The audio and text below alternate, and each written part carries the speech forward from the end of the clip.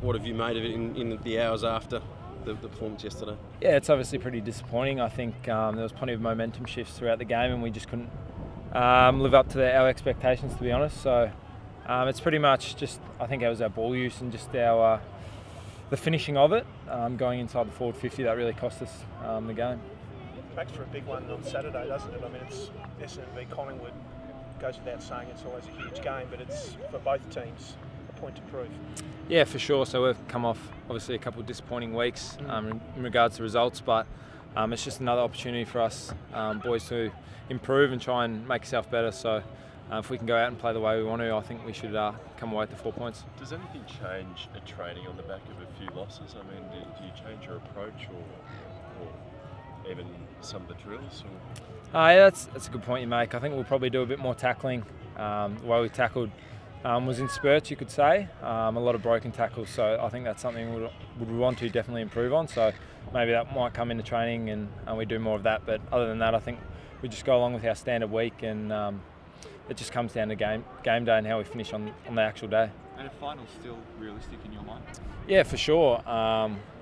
Obviously, there's a lot of young boys in the team, and sort of my game on the weekend just proved that, you know, if you work hard, you reap the rewards, and there's a lot of other kids just like me that are just waiting for that opportunity. So, yeah, I think it's up to us younger boys to really step forward and not leave it up to the older guys, because for the past few weeks, I think they've really been carrying the team.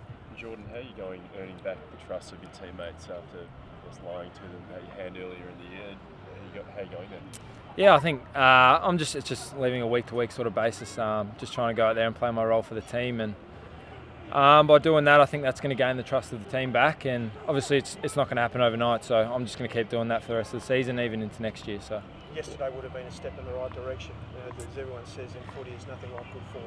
Yeah, exactly right. I think, well, for me, it's just been one good week, to be honest, so I've got to definitely back this up and make this a weekly occurrence. So that's going to be my challenge going into next week, but yeah, like you said, it's definitely a step in the right direction. And what did you put yesterday down to? Did anything change, or was it a combination, or just, you know, persistence on your part? Yeah, I think, probably persistence, sort of just trying to get the right balance off field with my training and stuff like that, my workload. So I'll just obviously try and emulate what I did last week into this week, and yeah, hopefully I get the same sort of result. How tough have the last few months been for you?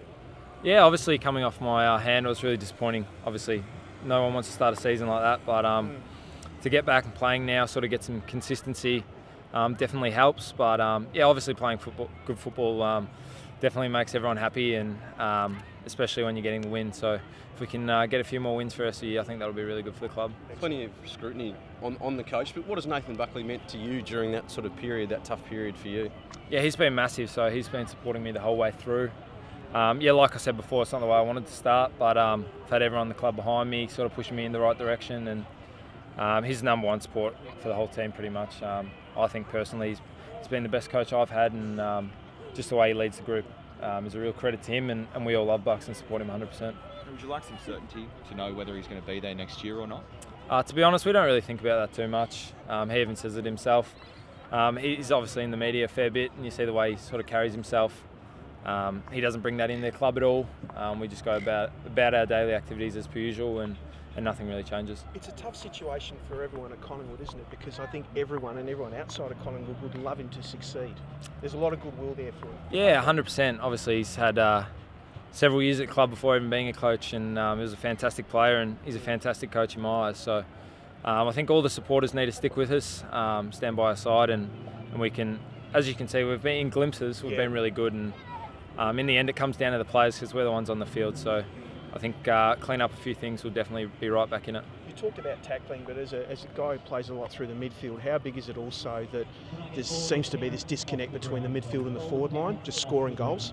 Yeah, obviously we've actually been doing a fair bit of training around that, just trying to get that connection right, get the right entries inside 50. But if you look from inside, if we get the ball from inside 70 to inside 50, we're number one in the league for goals scored. But it's just that longer kick that really hurts us. So it's just about shifting the ball outside the half-forward line there, and then getting it into the right targets. Obviously you haven't been here for all of Bucks' reign, but is the I guess the concern that you perhaps haven't got the improvement that you're after in the past 12 months particularly? Do you feel like you're still going forwards at this stage?